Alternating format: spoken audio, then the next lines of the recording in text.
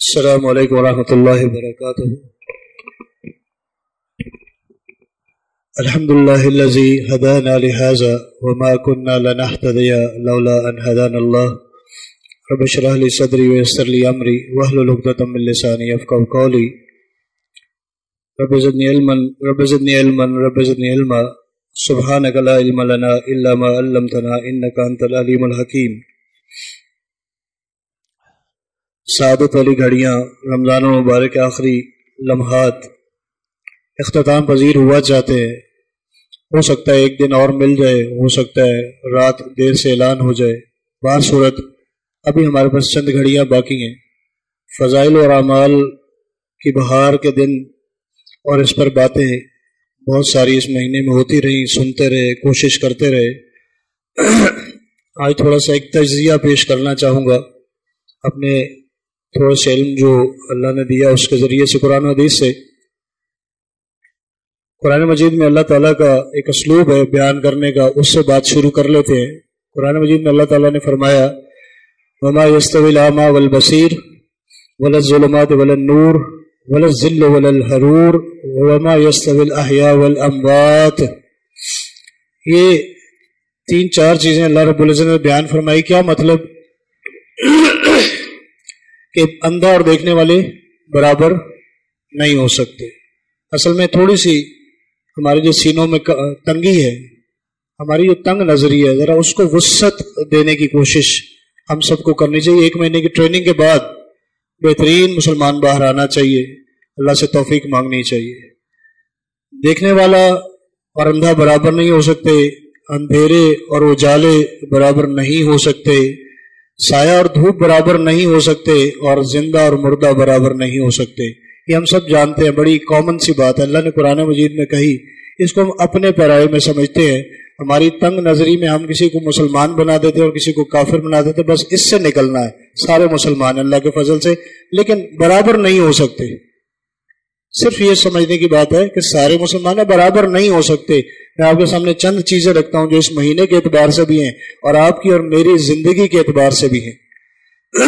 سوالات ہیں، آپ ذہن میں جواب بناتے جائیے گا۔ اسی کی ضمن میں اگر بات کریں، اعتکاف والے اور بغیر اعتکاف والے برابر نہیں ہو سکتے۔ حافظ اور مقتدی برابر نہیں ہو سکتے۔ روزہ دار اور بغیر روزے والا برابر نہیں ہو سکتے۔ قرآن پڑھنے والا اور نہ پڑھنے والا برابر نہیں ہو سکتے۔ زکوٰۃ دینے والا اور نہ دینے والا برابر نہیں ہو سکتے۔ صدقہ کرنے والا اور نہ کرنے والا برابر نہیں ہو سکتے۔ نمازی اور بے نمازی برابر نہیں ہو سکتے۔ سارا سال نماز پڑھنے والے اور ایک مہینہ نماز پڑھنے والے برابر نہیں ہو سکتے۔ 5 وقت نماز پڑھنے والے اور 2 وقت نماز پڑھنے والے برابر نہیں ہو سکتے۔ باجماعت نماز پڑھنے والے اور اکیلے نماز پڑھنے والے برابر نہیں ہو سکتے۔ پہلی صف میں نماز پڑھنے والے اور آخری صف میں نماز پڑھنے والے برابر نہیں ہو سکتے۔ داڑھی والا اور بغیر داڑھی والا برابر نہیں ہو سکتے۔ اللہ کے نبی کی زندگی کے مطابق زندگی گزارنے والا اور اپنی مرضی سے زندگی گزارنے والا برابر نہیں ہو سکتے۔ مسلمان ہو سکتے ہیں، مسلمان ضرور ہو سکتے، بس اتنی سی بات اگر ہمیں سمجھ آ جائے تو ہم سارے پہلی صف کے لیے وہی کوشش کریں جو صحابہ کرام کرتے تھے، قرہ ڈالیں، پہلی صف میں آ کر نماز پڑھیں۔ انشاءاللہ العزیز یہ مہینہ ختم ہونے والا ہے، یہ تنگ نظری بھی ختم ہو جانی چاہیے۔ ہماری بڑی پریکٹس ہوئی ہے، بڑا ہم نے آہو گریا کی، اللہ کے سامنے روئے، ہر کوئی اپنی توفیق کے مطابق اللہ کے سامنے، اکیلے میں، مسجد میں، کبھی قرأت سنتے ہوئے، کبھی بیٹھے بٹھائے، کبھی روزے سے پہلے، افطار کے وقت، کبھی اللہ سے رابطہ ہو گیا، آنکھوں سے آنسو آگے، کام ہو گیا۔ انشاءاللہ استقامت مانگ لیں۔ جب بھی ایسا کوئی لمحہ مجھے محسوس ہو کہ میرا 2 4 second 10 second 15 second 20 second 30 second کے لیے نماز کے دوران، تراویح کے دوران، افطار سے پہلے، دعا مانگتے ہوئے، سحری کے وقت، رات کو، اکیلے میں، اجتماعیت میں، کبھی مجھے ایسا لگا میری آنکھیں تر ہوئی ہیں، بس وہ لمحہ ہے جب ہمارا اللہ سے رابطہ ہو جاتا ہے، ہمیں پتہ نہیں چلتا، بس وہ لمحے میں استقامت مانگ لیجئے۔ کیونکہ یہ ایک مہینے کے بعد یہ جو مناظر ہیں مساجد کے، یہ بڑے ہی رنجیدہ کرنے والے معاملات ہیں۔ اللہ تعالی ہم سب کو اس کی صحیح طور پر سمجھ عطا فرمائے، ہمیں وسعت دے دے، ہمارے دلوں سینوں کو کھلا کر دے، اپنے مسلمان بھائیوں کے لیے بہت کھلے سینے کر لیں۔ جنت بہت بڑی ہے، بہت بڑی ہے، بہت بڑی ہے، بہت بڑی ہے، بہت بڑی ہے، اتنی بڑی ہے کہ ساری زندگی کہتے رہے پھر بھی اس سے بھی بڑی ہے. تو میرے کسی بھائی کے جانے سے وہاں میرا پلاٹ مارا نہیں جائے گا. آخری ادنا جنتی بھی اس دنیا کے 10 برابر جنت پائے گا اس دنیا کی. پھر ہم اتنے تنگ سینے لے کے بیٹھے ہوتے کہ یہ جنت میں چلا گیا تو میں پیچھے رہ جاؤں. ایسا نہیں، سب جائیں گے انشاءاللہ. توحید کے اوپر جو بھی بندہ مرے گا وہ جنت میں جائے گا. یہ سارے جو میں نے چیزیں بتائی اس میں جو بہترین اللہ کے قریب رہنے والا ہے وہ جلدی جائے گا، جو اللہ سے بغاوت کرنے والا ہے وہ دیر سے جائے گا اگر توحید ہے. اور توحید نہیں ہے تو پھر پہلی صف کا نمازی بھی جنت میں نہیں جائے گا. یہ اساس ہے ہمارے دین کے بنیاد.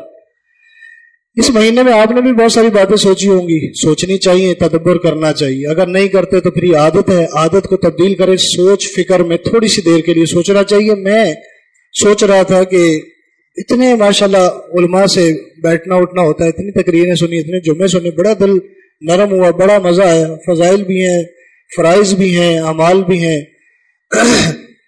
میں سوچ رہا تھا کہ میرا مقصد کیا ہے دنیا میں آنے کا. آپ اپنا سوچیں. پھر اس مقصد کے اوپر جب میرا سوال ذہن میں آیا تو آیت ایک آئی، ربنا ما خلقت ھذا باطلا، کہ اللہ تو نے تو بیکار کچھ بھی پیدا نہیں کیا، کچھ بھی بیکار پیدا نہیں کیا. کوئی بھی چیز دنیا کی جو اللہ نے بنائی ہے بیکار نہیں ہے. تو ایک انسان کیسے بیکار ہو سکتا ہے؟ اور اس انسان میں بھی ایک مسلمان کیسے بیکار ہو سکتا ہے؟ اور اس مسلمان میں بھی ایک کوشش کرنے والا، اللہ کے نبی کے منہج کو سیکھنے سمجھنے کی کوشش کرنے والا کیسے بیکار ہو سکتا ہے؟ کیا صرف میری زندگی کا یہی مقصد تھا کہ میں یہی 1 مہینہ گزار لوں اور بس؟ نہیں، مقصد کچھ اور ہے. تو پھر مجھے سمجھ آیا کہ یہ جو مقصد ہے، اس مقصد کو سمجھنے کے لیے مجھے اپنی پیدائش کا، اس زمین پر آنے کا مقصد سمجھنے کے لیے قرآن اور سیرت میں جھانکنا پڑے گا. قرآن اور سیرت کے اوپر سے نہیں گزرنا پڑے گا، قرآن اور سیرت میں جھانکنا پڑے گا. میں نے کوشش کی. قرآن مجید میں ایک آیت 3 مرتبہ ملی، ایک آیت 3 مرتبہ ملی. آپ کے سامنے آیت رکھتا ہوں. وَهُوَ الَّذِي أَرْسَلَ رَسُولَهُ بِالْهُدَى وَدِينِ الْحَقِّ لِيُظْهِرَهُ عَلَى الدِّينِ كُلِّهِ وَلَوْ كَرِهَ الْكَافِرُونَ وَلَوْ كَرِهَ الْمُشْرِكُونَ. یہ آیت 3 دفعہ قرآن مجید میں مجھے ملی. 2 جگہ پہ ہے یہی آیت جو میں نے آپ کے سامنے پڑھی ہے، اور تیسری جگہ پہ لکھا ہوا ہے وَهُوَ الَّذِي أَرْسَلَ رَسُولَهُ بِالْهُدَى وَدِينِ الْحَقِّ لِيُظْهِرَهُ عَلَى الدِّينِ كُلِّهِ وَكَفَى بِاللَّهِ شَهِيدًا. اس کا مطلب ترجمہ سمجھ لیتے ہیں. وہی اللہ ہے جس نے بھیجا رسول کو. وَهُوَ الَّذِي، وہی اللہ ہے، أَرْسَلَ رَسُولَهُ، ارسال کیا رسول کو، بھیجا رسول کو، بِالْهُدَى، کتاب سمجھتے ہیں ایک قرآن مجید، اس قرآن مجید کے ساتھ وَدِينِ الْحَقِّ، اور دین اسلام دے کر بھیجا. کس لیے؟ لِيُظْهِرَهُ عَلَى الدِّينِ كُلِّهِ، دنیا کے تمام باطل ادیان کے اوپر اس کو غالب کرنے کے لیے بھیجا. وَلَوْ كَرِهَ الْمُشْرِكُونَ، بے شک اس بات کو کافر برا سمجھے، مشرک برا سمجھے. مقصد یہی تھا لیڈر کا، نبی کا آنے کا، دنیا میں مشن یہی تھا. اور تیسری آیت میں جو ساری آیت یہی وَكَفَى بِاللَّهِ شَهِيدًا، اور اللہ بطور گواہ کافی ہے اس بات پر. اللہ اکبر کافی.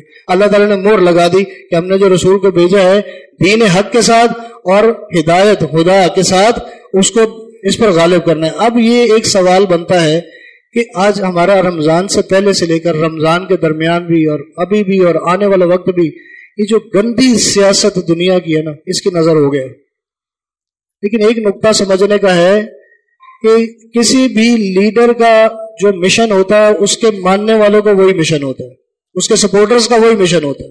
کوئی بھی جماعت ہو، جو لیڈر کا مشن ہوگا اس کے ماننے والوں کا وہی ہو.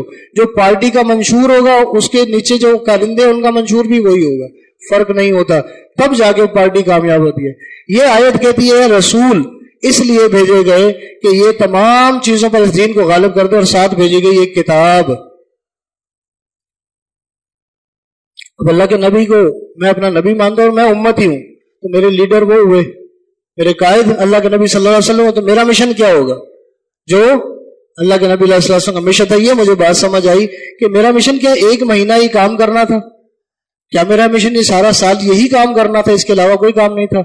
نہیں. اصل کام یہ تھا کہ اللہ کے نبی صلی اللہ علیہ وسلم کے بعثت کے حوالے سے یہ جو خصوصی آیات ہے 3 دفعہ اللہ تعالیٰ نے قرآن مجید میں دی ہیں، اس کا مقصد ہے کہ دنیا میں انبیاء کی جتنی شریعت آئی، اللہ کے نبی علیہ السلام کی شریعت کامل ہو کر دین حق بن کے سچے اور عادلانہ نظام زندگی کے لیے یہ شکل اختیار کر گئی اور وہ آخر قیامت تک کے لیے قائم کر دی گئی۔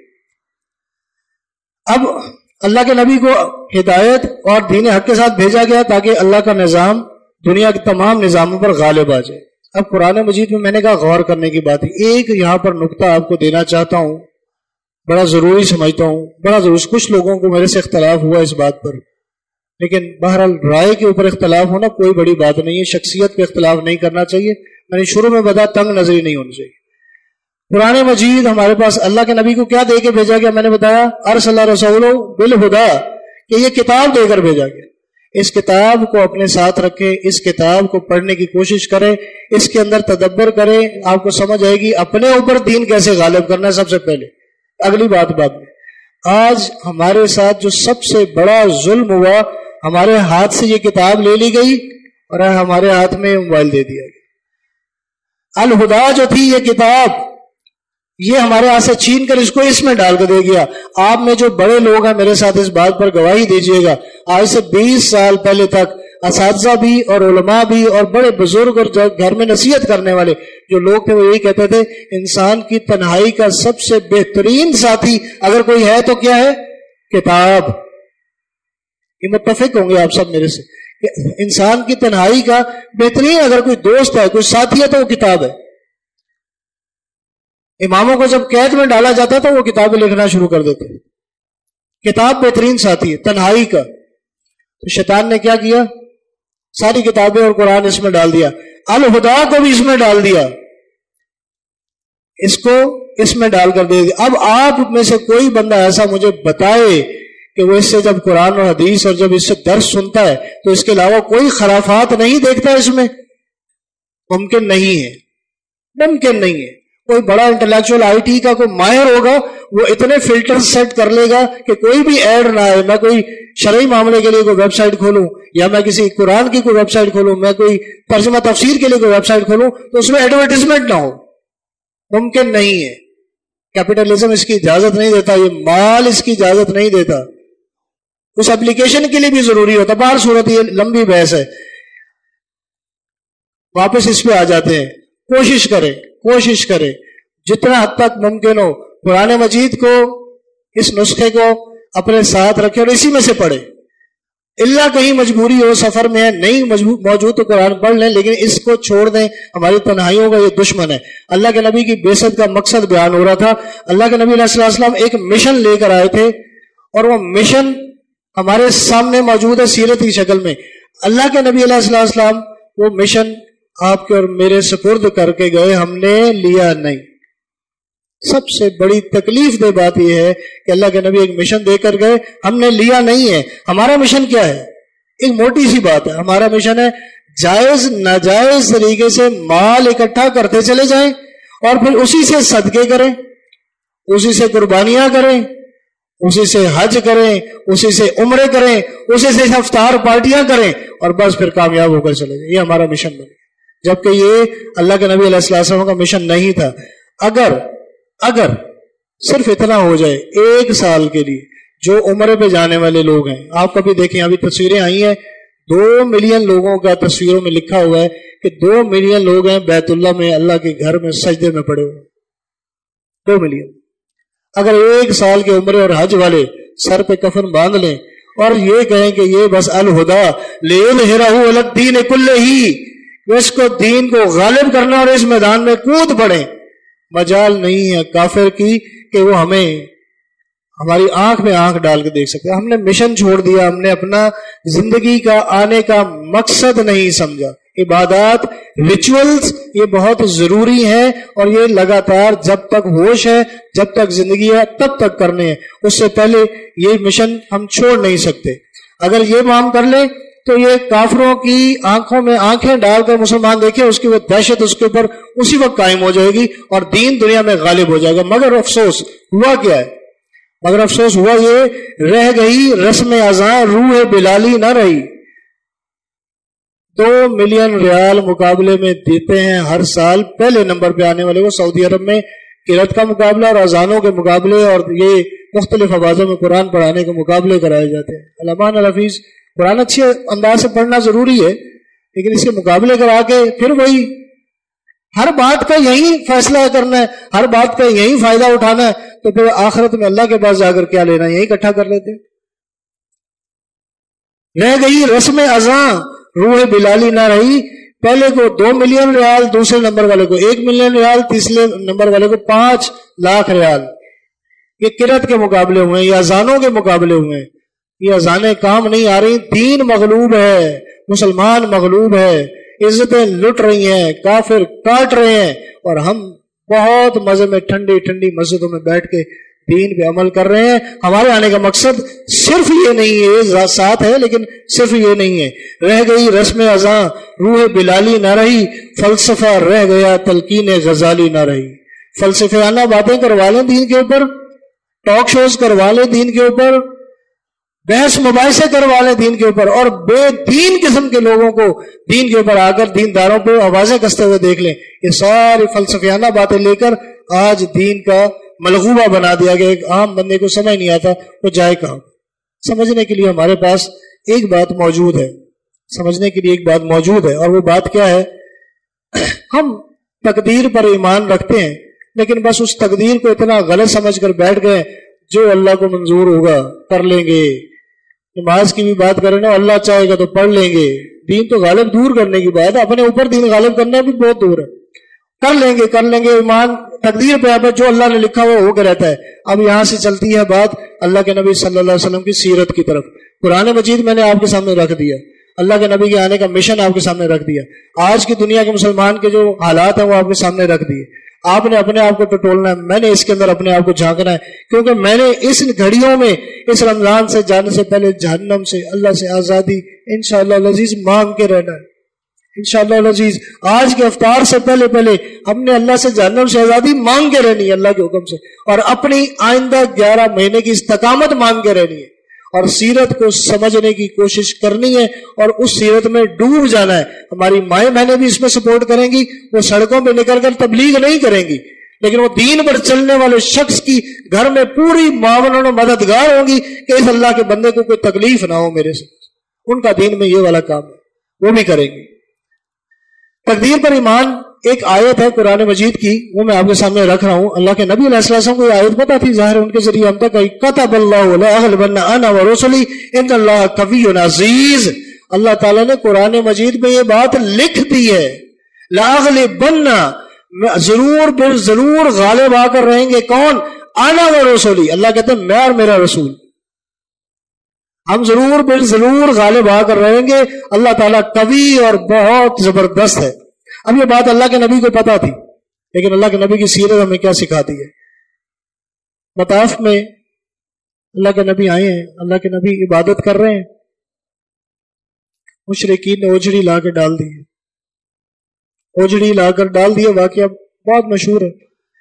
تکلیف میں عبداللہ ابن عباس کھڑے ہیں، بچے ہیں، کمزور ہیں، اوجڑی ساتھ نہیں سکتے، مشرک بیٹھے، ابو جہل اس کی کمپنی بیٹھی ہوئی ہے. اللہ کے نبی اس بوجھ کے تلے دبے ہوئے سجدے میں پریشان ہے.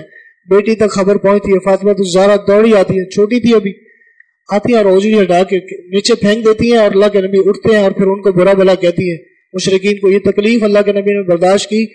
آیت اللہ کے نبی کو پتا تھی، لا اغلبن انا ورسلی، یہ اللہ نے لکھ دی ہے، لیکن یہ تکلیف برداشت کی ہے اس دین کے لیے. شب ابی طالب کا واقعہ آپ نے سنا ہوا. 3 سال تک سوشل بائیکاٹ کیا مشرکین نے، اور بچوں کے بلکنے کی آوازیں اور رونے کی اور بھوک کی آوازیں آتی تھیں، اور چمڑے اور پتے صحابہ کرام نے کھائے. اور اس میں صرف مسلمان نہیں تھے، ساتھ وہ سپورٹر بھی مشرک تھے جو رشتہ دار تھے قریبی، ان کو بھی شب ابی طالب میں گھاٹی میں ڈال دیا. 3 سال تک محاصرہ رہا، 3 سال تک. آج ہمیں گرے لسٹ میں ڈال دیا گیا ہے، اور ہم ان کے تلوے چاٹ رہے، صرف گرے لسٹ میں ڈال دیں گے، ہم تمہیں فلاں کر دیں گے، ہم سینکشنز لگا دیں گے. کوئی بات نہیں، لگائیں، ہمارے سر میں جوتے مارے، ہم تیار ہیں. 3 سال تک پتے چبانے پڑے ہیں، چمڑے کھانے پڑے ہیں. اللہ نے حق کی فتح دی ہے. یہ کس کے لیے کیا؟ دین کے لیے کیا، کہ دین غالب آ کر رہے. میرا مشن کچھ اور ہے. بے عزتی اللہ کے نبی کی ہوئی، آپ کو پتا ہے مشرکین نے کی. साहिर भी कहा, काहिन भी कहा, जादूगर भी कहा, सब कुछ कहा, मजनून भी कहा। आपको मुझे कोई कह के देखे, हम तो मतलब अपने साथ किसी को खड़ा नहीं होने देते। अगर साफ कपड़े पहन के आ जाए तो हमारा मुसलमान भाई पसीने से बाहर दौड़ता हुआ है, हम दूर हो जाते हैं थोड़ा सा। हमारी तो ये कैफियत है। अल्लाह के नबी की बेइज्जती हुई तो इस दीन के लिए हुई मेरे भाई। अल्लाह के नबी को ये आयत पता थी, ला अग़लिबन्ना अना व रुसुली, ये किताब में लिखा हुआ है, लेकिन इसके बावजूद अल्लाह के नबी ने बैठकर इस तरह से आराम से ये वाली अफ्तारियां और सहरियां और तरावियां और फिर ये रात की तहज्जुद और ये सारी चीजें इस तरह नहीं की। हम उनके उम्मत ये याद रखेंगे, जो लीडर का मिशन होता है वो नीचे करिंदे का मिशन होना चाहिए, तो करिंदे उसमें सपोर्ट करते हैं तो पार्टी कामयाब होती है। इस तरह नहीं होती है। दीन मगलूब है, मेरी और आपकी वजह से मगलूब है। अल्लाह के नबी और सहाबा अपना काम करके चले गए, आगे बढ़ते हैं, मदीना पहुंच जाते हैं। ये सारी बातें गुजर गई। ताइफ का मामला आया, मक्का से निकले, ताइफ का मामला आया, इस उम्मीद पे कि वो लोग मेरी बात सुन लेंगे। ताइफ में जो सलूक हुआ, अम्मा आयशा कहती है अल्लाह के नबी अलैहि सल्लम कहते हैं जिंदगी में इससे मुश्किल दिन नहीं देखा मैंने, ताइफ का दिन। तो बहुत बड़ी उम्मीद लेके गए थे, 90 किलोमीटर सफर करके गए, और वहां जाकर जो हुआ, पाँव में जूता चिपक गया, खून की वजह से बेहोश हुए, गिरे, जिब्राइल आ गए, पहाड़ों का फरिश्ता भी आ गया, ताकत आ गई कि आप हुक्म करें, इन्होंने जो ज्यादती की है। इतना हिल्म, इतना सब्र, इतनी बर्दाश्त, सुभान अल्लाह सल्लल्लाहु अलैहि वसल्लम। कहने लगे नहीं, उन्होंने कहा इनको पीस के रख दे, इन्होंने इतना जुल्म किया, इतनी तकलीफ है। ज़ैद बिन हारिसा साथ है, कहते नहीं जिब्राइल उनको इनको पीसना नहीं है, इनको रहने दो, शायद इनकी नस्लों में से कोई इस दीन का मानने वाला निकले और इस दीन को गालिब करे। ये दुआ दे दी इस तकलीफ में, और उस दुआ का नतीजा देखे, हज्जाज बिन यूसुफ उन्हीं में से निकला, और उसने मोहम्मद बिन कासिम को भेजा जिसने बड़े सगीर में आकर सिंध को फतह किया, और उसकी वजह से मेरे और आप तक दीन पहुंचे। अल्लाह के नबी अलैहि सल्लम ने ताइफ की तकलीफ का नतीजा कि आप और मैं बैठकर इस वक्त हम ये इस कुरान की बात कर रहे हैं, नहीं तो हमें तो कब का खत्म कर दिया गया होता। ला अग़लिबन्ना अना व रुसुली, गालिब आकर रहेंगे, फैसला है। लेकिन ये क्या हो रहा है? यकीन नहीं है तकदीर पर, गालिब आकर रहेंगे, बैठे रहे, यकीन है, लेकिन काम करना है। जिंदगी दी अल्लाह ताला ने, इस जिंदगी को गुजारना उसकी रजा के मुताबिक है, अपनी मर्जी से थोड़ी सुबह शाम करनी है। चाचा नतीजा आगे आया जी, मदीना मिल गया, मदीना आया तो तलवार आई, तलवार के बाद गजवे हुए, गजवे के बाद गजवा उहद में मोहब्बत थी, चाचा से बहुत ज्यादा मोहब्बत थी। अमीर हमजा सैयद शुहदा है, गजवा हो गया, 70 सहाबा शहीद हो गए, अमीर हमजा भी शहीद हो गए। अल्लाह के नबी अलैहि सल्लम को खबर मिलती है कि हमजा शहीद हो गए। ऐलान करते हैं, कहते हैं किसी को पता है हमजा की शहादत की जगह? एक साहबी कहते हैं जी मुझे पता है, चलो मुझे लेकर चलो। अल्लाह के नबी चलते हैं, चलते चलते चलते हमजा रजी अल्लाह ताला की लाश पर पहुंचते हैं तो उनका मुसला किया होता, लाश का मुसला हुआ हुआ अल्लाह के नबी देखते हैं और रोना शुरू कर देते। चचा की कैफियत, मोहब्बत और ये हालत देकर, दीन के लिए इतनी बड़ी कुर्बानी देकर आंखों में आंसू आ जाते, एक तरफ हो जाते, दोबारा देखने की हिम्मत नहीं हुई। एक औरत दौड़ती चली जा रही है, साहबी को कहा इस औरत को रोको, ये नहीं देख पाएगी ये लाशों का जो हुआ हुआ है। वो साहबी दौड़ा के आगे जाके खड़ा हुआ, रोक दिया। उन्होंने कहा हट जाओ मेरे रास्ते से, कौन होते तो मुझे रोकने वाले? अल्लाह के नबी पूछते कौन है? अल्लाह के नबी आपकी पुप्पी सफिया है, आपकी पुप्पी सफिया है, हाथ में 2 चादरें हैं और दौड़ती चली जा रही है, अपने भाई के लिए कफन लेके जा रही है कि मुझे खबर मिली है कि मेरा भाई हमजा शहीद हो चुका, मैं उसके लिए 2 चादरें कफन के तौर पे ले जा रही हूं, वो दे नहीं सकती। रोक दिया गया, ये नहीं देख सकेगी वो चादरें। जब ये हुक्म मिला कि अल्लाह के नबी ने मना किया, रोक दिया, कहने लगे मैं आगे नहीं जाऊंगी, ये चादरें ले ले। अल्लाह के नबी के हुक्म को कभी सोचो तो सही। हमारी तो जिंदगी के हर लम्हे हमारी मर्जी चलती है, हर जुमे हदीसें सुनते, हर दर्स में हदीसें सुनते, हर वक्त कुरान में अहकामात सुनते, हर वक्त अल्लाह के नबी की बातें सुनते, हम तक पहुंचती, हमारी अपनी जात नहीं बदलती, हमारा हुलिया नहीं बदलता, हमारे घर का माहौल नहीं बदलता। हम कैसे मुसलमान, हम कैसे उम्मती है? क्या कर रहे हैं?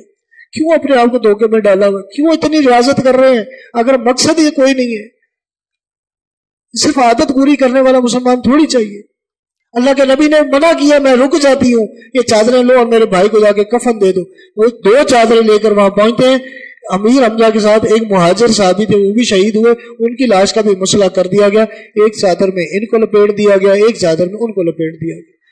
اور مصعب بن عمیر رضی اللہ تعالیٰ عنہ کی کیا ہی بات ہے، ان کو ایک چادر پوری نہیں آتی، کہاں پیروں پہ گھاس ڈال کے دفنا دو، اور اللہ کے نبی نے حکم دیا کہ یہ شہداء جو ہے ان کو اسی طرح بغیر غسل دیے دفن کر دو، میں اللہ سے دعا کروں گا ان کے لیے، ان کے جب اٹھیں گے ان کے جسموں سے جب یہ خون رسے گا قیامت والے دن، اس میں سے کستوری کی خوشبو آئے گی، اور یہ سیدھے جنت میں، سیدھے ڈائریکٹ فلائٹ ہے، کوئی بیچ میں کوئی راستے میں کوئی رکاوٹ نہیں ہے ان کی۔ یہ وہ والے لوگ ہیں، ان سب کو پتا تھا لَأَغْلِبَنَّ أَنَا وَرُسُلِي، اللہ نے اپنی کتاب میں لکھا ہوا میں اور میرا رسول غالب آ کر رہیں گے۔ یہ کیا کر رہے ہیں سارے، ان کو کیا ہو گیا؟ یہ اللہ نے لکھ رکھا ہے نا، تو اللہ نے یہ بھی بتایا کہ اس کے لیے تم نے کیا کرنا ہے، تم امتی ہو، تم نبی کے ماننے والے ہو، یہ تمہارا نبی تمہارے ساتھ ہر موڑ پہ کھڑا ہے، ہر نہج پہ کھڑا ہے، ہر تکلیف برداشت کر رہا ہے، اور تم ان طرح ٹھنڈی ایسیوں میں بیٹھ کرو، آج بہترین عالیشان سے عالیشان مسجدیں بنا کر تم ایک مہینہ لگا کر چلے جاؤ، اور تم سمجھتے ہو سب برابر ہو جائے گا؟ کوشش تو کرو، تدبر تو کرو، سوچو تو صحیح اگلے 11 مہینے کیا کرنا ہے۔ زندگی میری 53-55 سال گزر گئی ہے، باقی کی زندگی مجھے کیا کرنا ہے؟ یہ ساری زندگی جو عادت بنی شیپ بنانے کی، تو 60 سال والا بھی شیپ بنا رہا ہے، وہ 60 سال میں تو عقل مکمل ہو چکی ہوتی ہے، اب تو سمجھ آ جانی چاہیے اس مسلمانوں کیا کریں گے، کب آئے گی عقل؟ جس طرح پیدا ہو اسی طرح مر جائیں گے کیا؟ پھر یہ قرآن کیا سنا پورا مہینے میں؟ یہ اللہ کے نبی سے محبت کا تقاضا کیا پورا کیا مجھے تک؟ میرے ٹخنے کھلے نہیں ہو سکتے، آج میرے بچوں کی پینٹ اور پتلون سڑک پہ گھسٹ رہی ہوتی ہے، یہ جہنم میں جائے گی، یہ ٹخنے جہنم میں جائیں گے۔ ہم اپنے اوپر دین غالب نہیں کر سکے آج تک، افسوس، اور پھر امتی ہونے کے ناطے ہم دوسرے مسلمان کو 1 منٹ میں کافر کر دیتے، اتنی تنگ نظری ہمارے اندر پائی جاتی۔ بدر سے واپسی ہوتی ہے، بدر کا پہلا معرکہ ہے، اللہ کے نبی ظاہر ہے باپ بھی ہیں، لیڈر بھی ہیں، نبی بھی ہیں، پیغمبر بھی ہے، حکمران بھی ہے، سارا کچھ ہے۔ بدر کی لڑائی ہو جاتی ہے، اللہ تعالیٰ فتح دے دیتا ہے، 13 سال کی تکلیفوں کے بعد پھر ایک مدینہ ملتا ہے، اور پھر میدان میں نکلتے ہیں، اور پھر میدان میں جان ہاتھ پہ رکھ کے نکلتے ہیں، 313 کے مقابلے میں 1000، اور پھر اللہ کے آگے دعائیں کر کر کر کر کر کے اتنا روتے ہیں کہ ابوبکر صدیق آ جاتے ہیں حوصلہ دینے کے لیے، اللہ کے نبی حوصلہ۔ یہ جنگ سے پہلے کا منظر ہے، جنگ ہے، جنگ میں اللہ نے فتح دے دی، فتح ہو گئی، قیدی لے کے واپس آ گئے۔ اب فیصلہ ہوا قیدی جو مکہ کے ہیں ان کو واپس کر دیتے ہیں مال کے بدلے، اعلان ہو گیا، مکہ والوں نے مال بھیجنا شروع کر دیا، اپنے قیدی چھڑانا شروع کر دیا۔ اب قیدیوں کا جب معاملہ آیا، مال سامنے اللہ کے نبی کے آیا، تو مال کے اندر ایک ہار نکل آیا، ہار سامنے آتا ہے تو اللہ کے نبی پھر رنجیدہ ہو جاتے، آنکھیں نم ہو جاتی، آنسو جاری ہو جاتے۔ کیا ہوا؟ اس مارکے میں ایک قیدی ایسا بھی آیا جو اللہ کے نبی کا داماد تھا، ابو العاص بن ربیع اس کا نام تھا، اور اللہ کے نبی صلی اللہ علیہ وسلم کی بیٹی زینب رضی اللہ تعالیٰ عنہ کا یہ شوہر ہے، ابھی یہ مسلمان نہیں ہوئے۔ زینب رضی اللہ تعالیٰ عنہ ابھی مکہ میں ہے، اللہ کے نبی ادھر آ چکے ہیں، کافروں کے ساتھ جنگ ہو گئی ہے، یہ پرواہ نہیں ہے، میری بیٹی مکہ میں ہے، میں ان مشرکین سے لڑ رہا ہوں، وہاں میری بیٹی کے ساتھ کیا کریں گے، کوئی مسئلہ نہیں۔ آج بیٹی کی شادی پہ ہم دین بیچ دیتے ہیں، خدا کی قسم، بیٹی کی شادی آ جائے نا، پورا دیندار آدمی کا بکا ہوتا ہے، نظر آتا ہے وہ مقابلہ میں۔ اور جاگ جائے میرے بھائیوں، جاگ جائے، بس کر دیں، اب تو قیامت آنے والی ہے، میری موت تو آنے ہی والی ہے، اب تو دنیا کی قیامت آنے والی، دنیا آخری لمحوں پہ آ گئی ہے، اور میں اتنا اپنی ہٹ دھرمی پہ ہوں کہ مجھے کوئی پرواہ نہیں کہ یہ دین غالب ہوتا کہ نہیں ہوتا، میرا کوئی اس سے معاملہ نہیں ہے، مجھے مال اکٹھا کرنا حلال حرام بس۔ یہ ابو العاص ہیں، یہ قیدی ہیں اور داماد ہیں۔ ہار سامنے آ جاتا ہے، ہار دیکھتے ہیں تو بیوی یاد آ جاتی ہے، اور بیوی کون سی؟ حضرت خدیجہ، جنہوں نے اس وقت مدد کی، اس وقت ساتھ دیا جب کوئی ساتھ دینے والا نہیں تھا۔ رونا شروع کر دیا، آنکھوں سے آنسو بہ گئے، وہ بیٹی یاد آ گئی، ساری چیزیں یاد آئی۔ اب یہ حکمران ہے، روتے روتے اپنے صحابہ سے مخاطب ہو کر ایک بات کر، حکمران ہم کن کے پیچھے پاگل ہوئے؟ واللہ یہ ساروں کا اب تو بالکل واضح جیسے یہ دن چڑھا ہوا ہے، اس طرح ہم سب کو پتا چل گیا اوپر کیا ہو رہا ہے، سب کو پتا چلے. وہ ادارے ہوں، وہ حکمران ہوں، کوئی میں کسی ایک کا نام نہیں لیتا، یہ سارے مسلمان ہیں، لیکن یہ آپ کی اور میری وجہ سے. اعمالکم اموالکم، جیسے تمہارے اعمال ہوں گے ویسے تمہارے حکمران ہوں گے، یہ میرے اور آپ کی وجہ سے. ان حکمرانوں کو چھوڑے، یہ نبی حکمران ہیں، فاتح بدر ہیں. صحابہ کو کہتے ہیں صحابہ تمہارا کیا خیال ہے اگر تم یہ زینب کا قیدی رہا کر دو اور زینب کا ہار بھی اسے واپس کر دو؟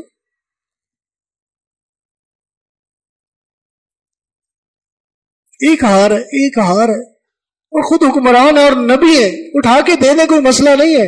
داماد ہے، اس کو چھوڑنا ہے. آج داماد کے لیے ہم نماز چھوڑ دیتے ہیں. آج داماد گھر میں آ جائے ہم سارے ان کے سامنے اپنے پردے کھول کے بیٹھ جاتے ہیں. داماد ہے جی، کوئی بات نہیں جی، داماد ہے. ہمارا ایک اپنا دین چل رہا ہے، ہمارا ایک اپنا معاملہ چل رہا ہے، ہم ایک اپنی دنیا میں گم ہے. ایک ایک آیت پکڑی ہوئی ہے، کسی نے ایک حدیث پکڑی ہوئی ہے، کسی نے کوئی چیز پکڑی ہوئی ہے، کسی نے کوئی چیز پکڑی ہوئی ہے. ہر کوئی ایک دوسرے کو حقیر جانتے ہوئے بس اپنے آپ کو معتبر بنا کے بیٹھا ہوا. نہیں میرے بھائی، اپنے آپ کو حقیر سمجھیں، اپنے بھائی کو معتبر سمجھیں. اللہ کی نظر میں اس کا کون سا عمل پسند ہو ہمیں نہیں پتا. یہ فاتح بدر ہے، اور میدان میں سے جو مال یہ آیا اس کے اوپر صحابہ سے مسئلہ مشورہ کر کے واپس کر رہے ہیں. اور پھر جب واپس کیا تو ابو العاص کو ایک گزارش کرتے ہیں، یہ میں تمہیں چھوڑ رہا ہوں، یہ ہار میری بیٹی کو دے دینا، ایک مہربانی کرنا، زینب کو میرے پاس بھیج دینا. بس بیٹی ہے، ظاہر ہے باپ ہے، دل ہے. وہ گئے اور جا کر انہوں نے وعدہ پورا کیا اور زینب رضی اللہ تعالیٰ عنہ کو واپس بھیج دیا. اور پھر کچھ عرصے بعد ابو العاص رضی اللہ تعالیٰ عنہ بن گئے، وہ بھی دین اسلام میں داخل ہو گئے. یہ اللہ کے نبی کو خوشی ملی. اب یہ فاتح خبر ہے، بدر ہے، اتنی بڑی فتح ہے. جب یہ فتح لے کر واپس آئے ہیں تو آگے بیٹی رقیہ کی تدفین ہو چکی ہے، عثمان غنی رضی اللہ تعالیٰ عنہ تدفین کر کے واپس آ رہے ہیں. اتنی بڑی فتح، اتنی بڑی خوشی، اور لے کے واپس آئے، اور نبی ہے. اللہ کے یہاں کوئی استثناء نہیں ہے میرے بھائی، کوئی استثناء نہیں ہے. غمی خوشی ہر جگہ یہ ساتھ ساتھ چلتی ہے. اللہ کے نبی کو اتنی بڑی خوشی ملی ہے تو ساتھ یہ غم بھی آیا. اللہ کے نبی صرف آنکھیں تر ہوتی ہیں اور دل مغموم ہوتا ہے، اللہ سے گلہ کوئی نہیں کرتے. تو خوشیاں بھی آئیں گی، غم بھی آئیں گے. ہر حال میں اس دین کے اوپر چلنے کے لیے میں نے اور آپ نے کیا کرنا ہے، یہ مجھے اور آپ کو سوچنا ہے. آج ہمارے آپس کے اختلافات جو ہے نا، انہوں نے ہمیں بہت زیادہ آپس میں کاٹ کے رکھ دیے. ہم اسی بات پر خوش ہیں کہ ہم اللہ کے نبی کے امتی ہیں، اور میں نے آپ کے سامنے سیرت کے چند مناظر رکھے ہیں، چند مناظر. اگر آپ سیرت پڑھیں گے نا واللہ یہ زندگی بدل جائے گی. اور اگر آپ اللہ کے نبی سے محبت کرتے ہیں تو ان تکلیفوں کو، ان دکھوں کو، ان چیزوں کو تصور میں لائیں اور اپنے اوپر ذرا لگا کر دیکھیں کہ میرے ساتھ اگر یہ معاملات ہوں تو میری کیفیت کیا ہوگی. میں تو شاید اٹھ ہی نہ سکوں. صحابہ کرام کی بھی محبت تھی. معاذ بن جبل رضی اللہ تعالیٰ نے گورنر ہے. گورنر ایک بہت بڑا رتبہ ہوتا ہے. میں گورنر کا نام لوں تو آپ کے ذہن میں تصویریں آ جانی چاہیے. سال سال ہمارے پاس ایک ڈاکٹر اشرت العباد صاحب گورنر ہے. ایک ہوتا ہے، ظاہری بات ہے، ایک نام ہے. اس کے بعد ابھی اسماعیل صاحب گورنر تھے، اس سے پہلے کئی گورنر تھے. گورنر کا ایک لیول ہوتا ہے.